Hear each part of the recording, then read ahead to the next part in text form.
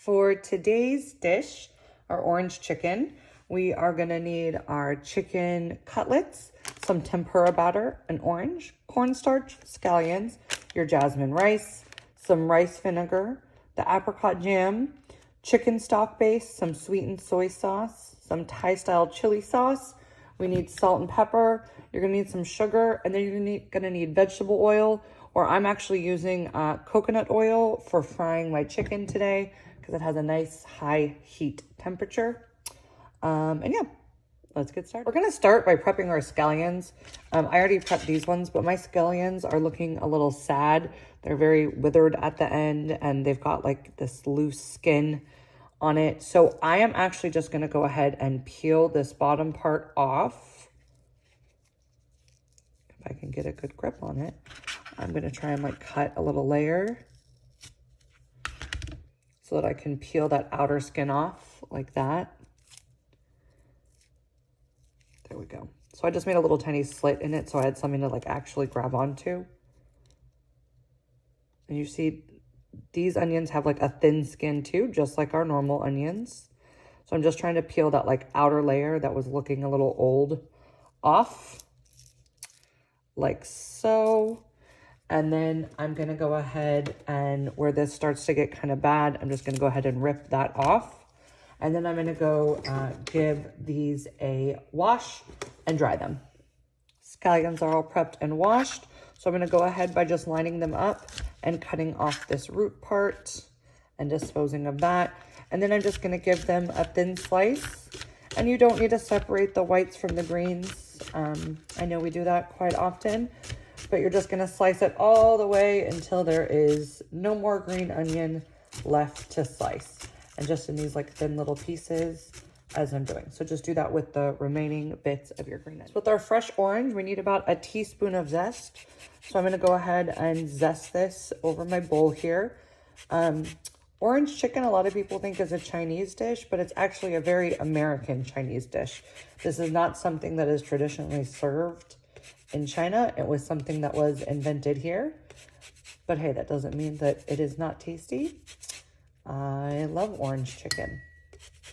And I prefer it a little bit spicy. So let's see how we're looking. And remember just to do the colored part. I mean, obviously this is colored too, but you want to do like the bright colored part. You don't want to go too far in or you're going to get the bitter taste. So that looks like the perfect amount of zest to me. And then I'm just gonna go ahead and in another bowl, I'm gonna cut my orange in half. And I'm gonna go ahead and juice this. I don't really see any seeds. If I see a seed come out, I will go ahead and pick it out. These look pretty seedless to me, so I'm not using my normal juice squeezer.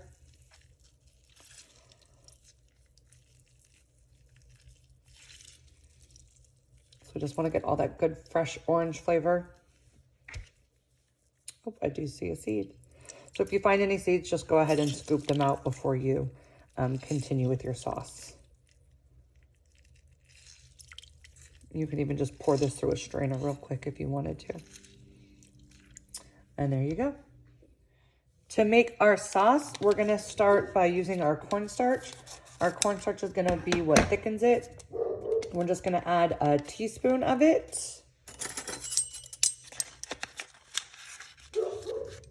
So a teaspoon of cornstarch. And then you're gonna need a tablespoon of water.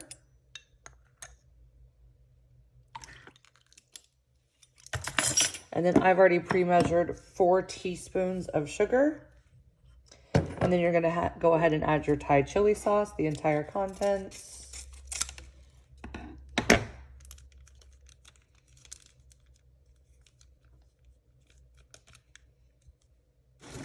You're gonna add your sweet soy glaze.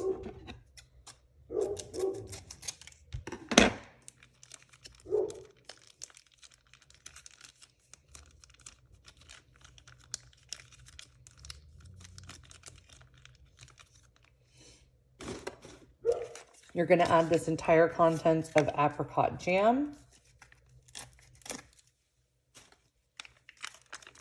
I don't know why they used apricot jam instead of doing orange marmalade, but hey, that's okay. It's their recipe, not mine. We are going to add our chicken stock base.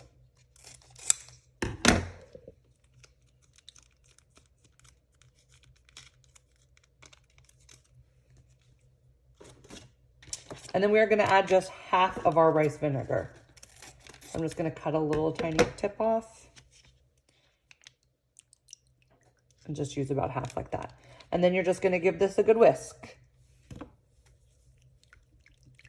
Just to make sure that everything gets all combined. And break up that cornstarch. So you see how the cornstarch is right there stuck on the side? Like so. And actually, I forgot to add something to the sauce, our orange zest. So just go ahead and add your orange zest in there and then give that another good whisk. And then your sauce is done.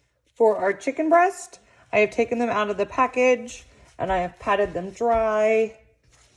And so you're just going to want to, these are little chicken breast cutlets. You're just going to want to place them onto your cutting board. If you don't like touching raw meat with your bare hands, you can wear gloves. It doesn't faze me. And so now we just need to cut this into chunks. So I'm just going to go ahead and cut this right down the middle like this.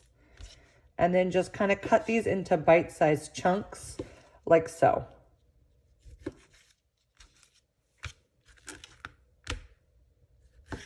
So just remember, you don't want them too big because you want to be able to fit it into your mouth. I'm just going to do that to the other side as well. And just some bite-sized pieces. And you want to try and make sure they're all about the same size. Because if you have some that are really small and some that are really big, they're not going to cook evenly. Like so. All right, we're going to take our jasmine rice.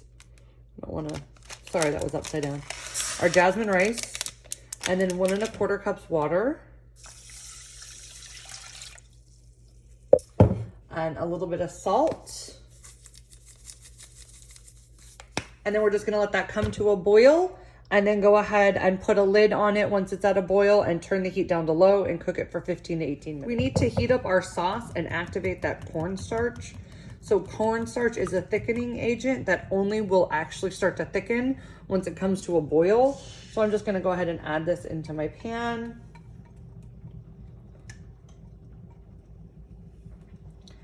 And just give it a good whisk and let this cook for several minutes until it starts to get nice and thick. So my sauce has started to thicken up. I'm actually going to go ahead and turn this heat off. And I actually switched pans halfway through. I ended up putting it into my wok just because it has these really deep sides. So when I go to toss my chicken into it, I don't make a mess everywhere. So you can just go ahead and remove this. And then we are going to get started on our chicken. While our rice is coming to a boil, I'm going to start to heat up my pan and my oil for my chicken. And so I'm using coconut oil. It does not really taste like coconut at all, but coconut oil is really good for frying. You don't want to use an olive oil for this because olive oil doesn't have a very high heat, the smoke point. So you're just going to start to burn your chicken before it gets cooked. But if you have vegetable oil will work. Canola oil, soybean oil, peanut oil even. Just any like neutral oil that has that's, you know, good for frying. So you only want about 1/3 of an inch of the way up the pan. So coconut oil does get solid at room temperature. So I'm just going to start with this and see if that is enough oil while I go ahead and mix up my chicken. So for the chicken, you're going to need 1/3 of a cup of oil, and then you're going to go ahead and add your tempura mix. And you're just going to give this a good stir until everything is all nice and combined. And all those chicken pieces are coated. And the batter doesn't look dry anymore, that the batter looks nice and moist.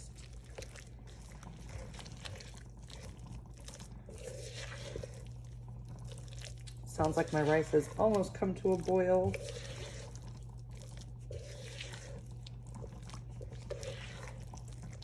And you want to make sure that you get in between. Sometimes the chicken sticks together like that. See how there's still some dry bits? You want to make sure that all of them are nice and evenly coated. I'm kind of pushing in between all the chicken pieces to make sure everything is nice and coated. And that is not enough oil for my pan. I'm going to add a little bit more. And I'm going to let this come up to temperature. I will show you how you can test when the oil is ready as soon as I have enough oil in my pan. So this is a pretty large pan, so I should be able to fit them all in at once. If you have a smaller pan, you might have to do this in batches and add a little bit more oil as you go. So this should be enough oil now. So I'm just gonna let that oil heat up and my chicken rest a minute. All right, so my oil has been heating up. I'm gonna show you 2 tricks to figure out if your oil is hot enough. I have a chopstick here. If you place it in and it starts bubbling, like so, your oil's probably hot enough. Or you could go ahead and add a little piece of batter in there, and if it starts to cook, if this will come off, it's starting to sizzle like so, your oil is hot enough. So I'm actually gonna just use my bare hands because your hands are the greatest tools in the kitchen. And I'm gonna grab some of my chicken pieces and I'm gonna drop these in individually. Again, if you need to do this in batches, you sure can. So you don't want any of the chicken pieces touching.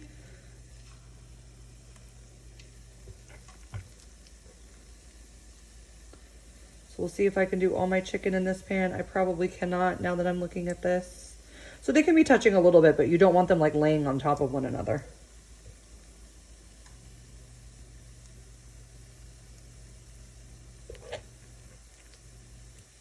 So I think I'm gonna do 2 batches. And just get these all into my oil.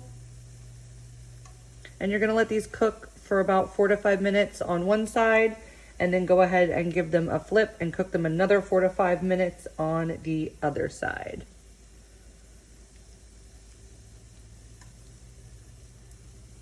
So I'm just trying to fill in any holes where I can add some more. All right, that looks good, and I'll do the other half in a minute. These have been cooking for several minutes, so now I'm just gonna go in with my tongs and flip them over, and that's exactly what you're looking for, a nice golden brown color.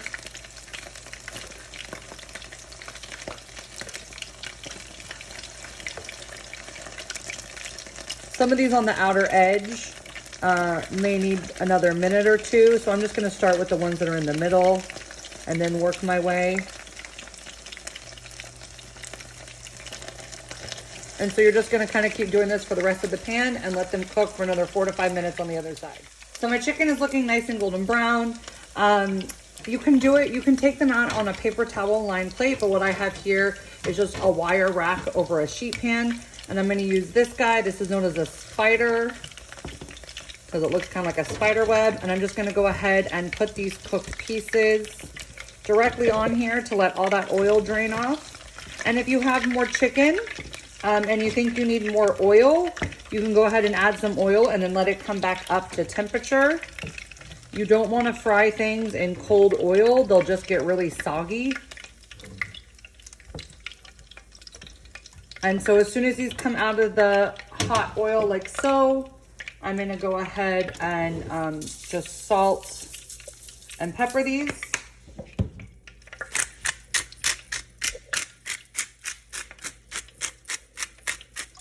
And just repeat this step, these steps until all of your chicken is cooked. So now that all of our chicken is done, I'm gone ahead and I'm reheating my sauce up, and I'm taking just half of my green onions. I'm gonna add them into the sauce. You're gonna save the other half for garnish. And we're just gonna go ahead and start putting all of our chicken into the sauce.